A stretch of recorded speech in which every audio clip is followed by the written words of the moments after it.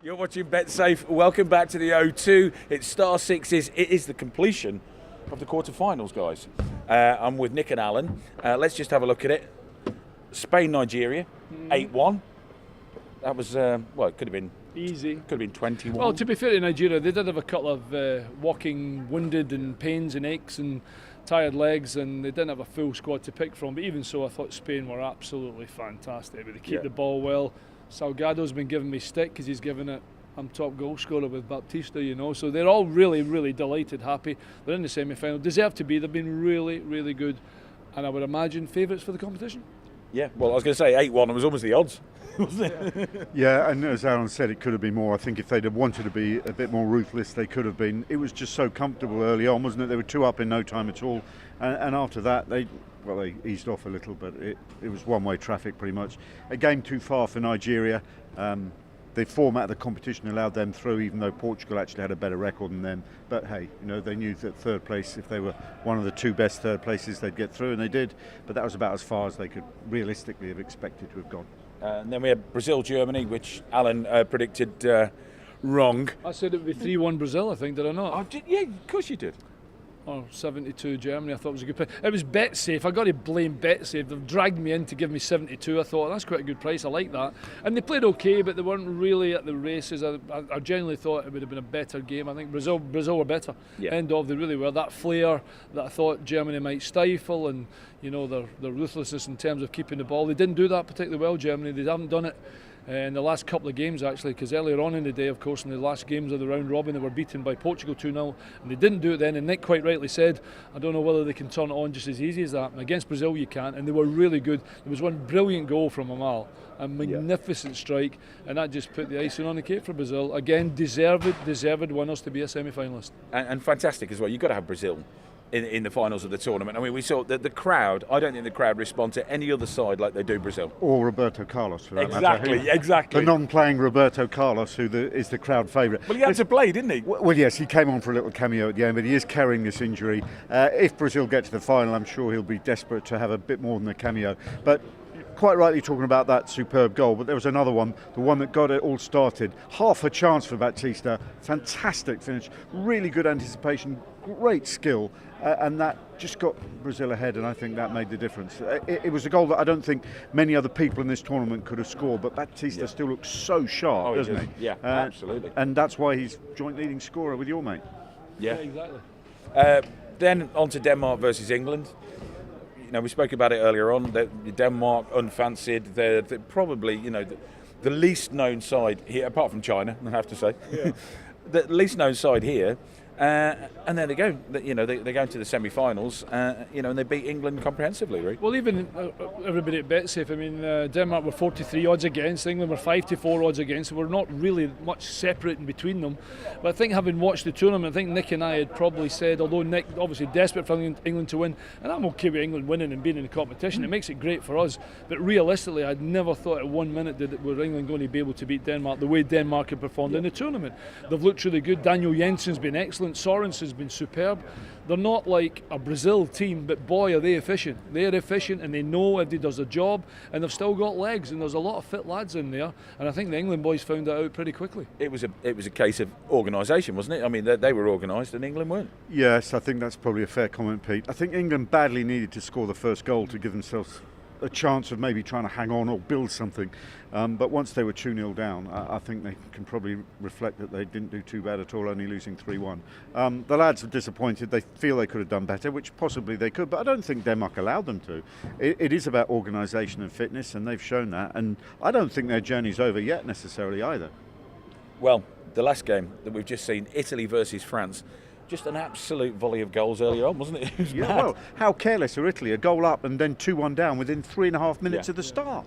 I think France showed that they could finish better. Italy were just shooting wildly and too randomly, but I don't know the number of chances that were created by the side, but it wouldn't surprise me if Italy didn't actually create more in the game, but France were a lot more just clinical, I think, in the way that they were looking to play, and Italy all got a bit emotional at one stage. One of the goals was a little controversial, Well, surrounding the referee. Yeah, they wanted a foul. Odo wanted a foul. He wasn't happy. He said there was a foul on him, and the ball pops up, and it makes things even worse because it's an own goal. And that was the 4-2 goal, wasn't it? Which in the end is the crucial one. There's no question that Sebastian Frey in the French goal was the busier of the two goalkeepers. Absolutely, definitely. But I think Nick's spot on again. I think, okay, you've got it. You don't shoot, you don't score. But they were raining in from all over the place. Couldn't, defeat them. Somebody behind me. I thought somebody was coming in there.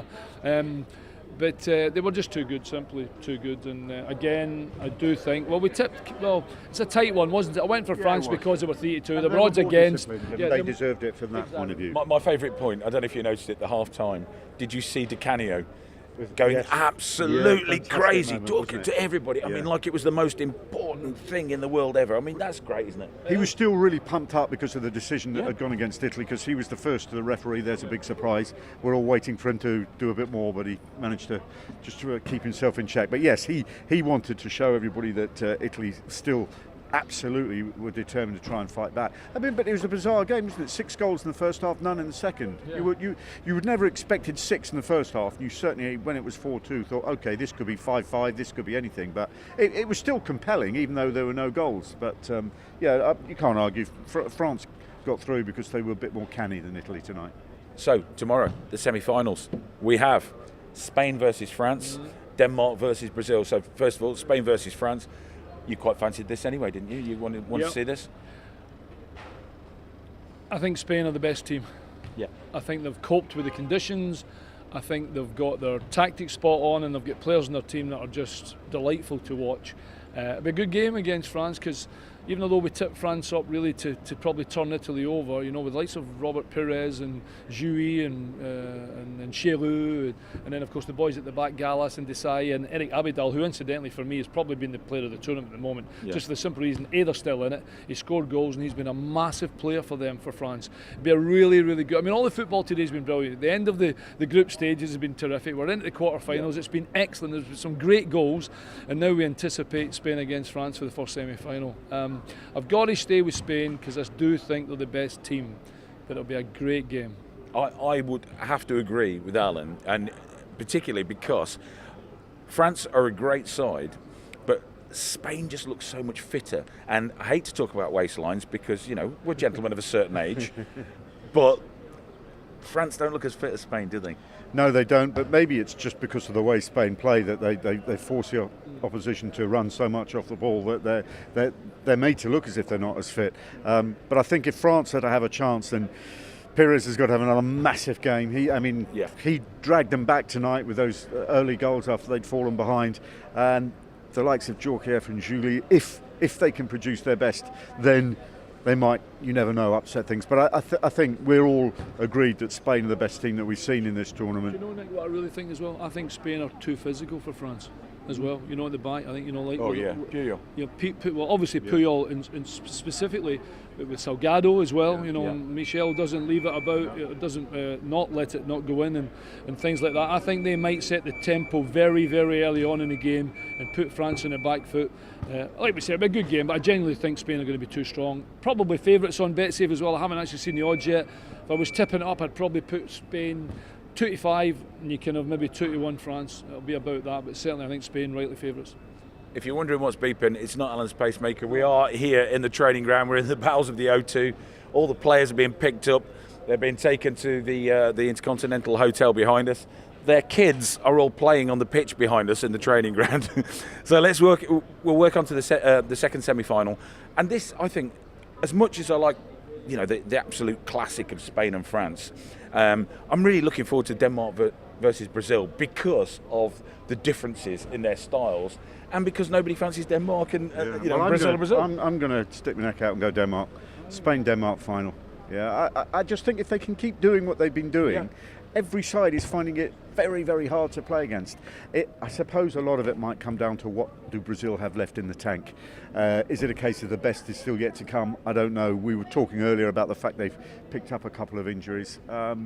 Denmark look a younger side. I know they've got the youngest player in the tournament, but they've also got the oldest player in the tournament.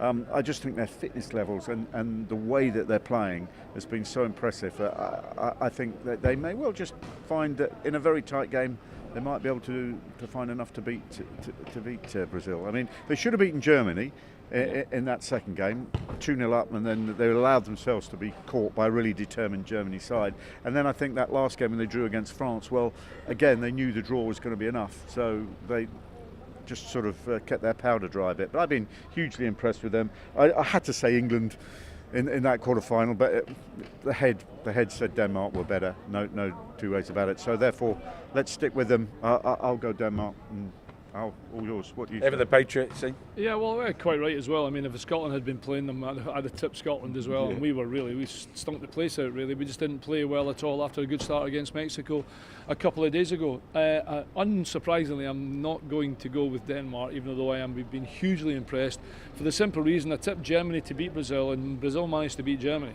Yeah. So I'm not going to do it again. I'm not going to ditch the samba and think they've not got any legs. The skill this time might just be a little bit too much. But another good game, because I think it'll be a real counter-attacking football. Denmark are very, very disciplined. Their tactics are spot on, and they'll know exactly what to do. Against Brazil, it might be different. So I can't really go with Denmark for the simple reason I neglected to go for Brazil against Germany, and I should have realised that they're still absolutely brilliant, Brazil. They are, after all, Brazil. Can't bet against them, I'm sorry. No, indeed. And who can resist the crowd all singing Roberto, Roberto? It's fantastic, isn't it? Really. Well, tomorrow we have these semi-finals. You can join us tomorrow on betsafe.com. You can join us on Facebook Live. Check all out the latest odds on betsafe.com. And remember, you've got to be in it to win it.